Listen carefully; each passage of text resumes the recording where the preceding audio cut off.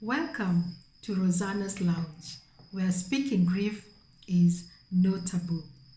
My name is Rosanne Katunge, grief and loss expert and founder of ROZANA'S Lounge.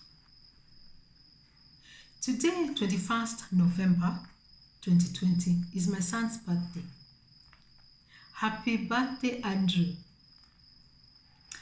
Andrew is sharing for the first time his journey to honor the memory of his sister, Nicole, and has asked that I share in this forum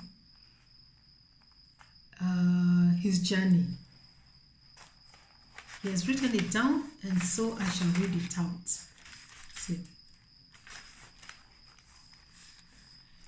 Nicole's death was mostly unreal. Being quite young and experiencing death for the first time made it hard to process what was happening. He confirmed to me that he has no recollections whatsoever about the death of his dad. So this was, to him, the first time he was experiencing death at an age where he could reason. As much as I knew she had died, I really didn't know what that meant. To me, it was just another word. I did not really understand that it would mean not seeing her ever again. Some of that realization hit me when I saw the casket being lowered into the ground. But much of what was happening around me did not make much sense. Only several years later did the full implication of her death hit me. I do not remember much of the actual accident since I lost consciousness. But what I do clearly remember is my conversation with Nicole that fateful morning. We were, ironically, talking about the future, not knowing everything was about to change in a few hours.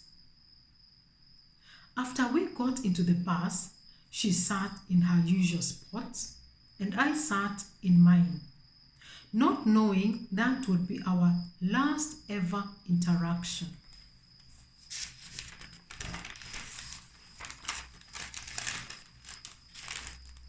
I do not recall if I ever asked about Nicole's whereabouts after the accident. Everything seemed so unreal to me. When her death was disclosed to me, it did not make any sense at all. Maybe it was a form of denial, or maybe it was my young age.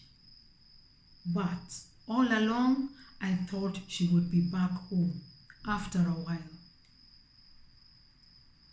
After accepting her death several years later, I was able to put to rest the part of me that did not want to let go.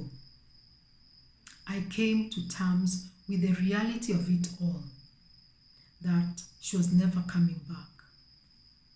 And therefore, I was able to grieve peacefully, but still hold her memory close to my heart. Rest in peace, Nicole, my one and only sister. Rest in peace. Thank you, Andrew, for honoring Nicole. Our little angel is forever with us. Happy birthday, my dear, once more.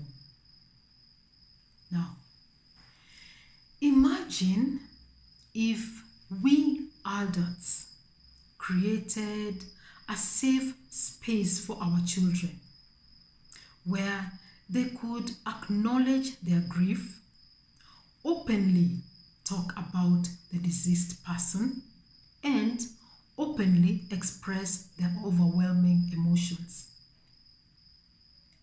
Imagine if We created a community where no child would grieve alone.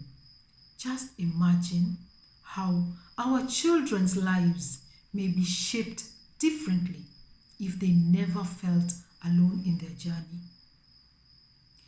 Imagine if we established an environment where it is not only acceptable to talk about grief, but it is also understood that these conversations are vital to the holistic well-being of a child,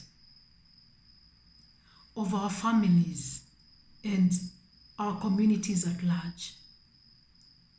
An environment where speaking grief is no taboo. ROZANA'S Lounge is such an environment. It is a safe place for all.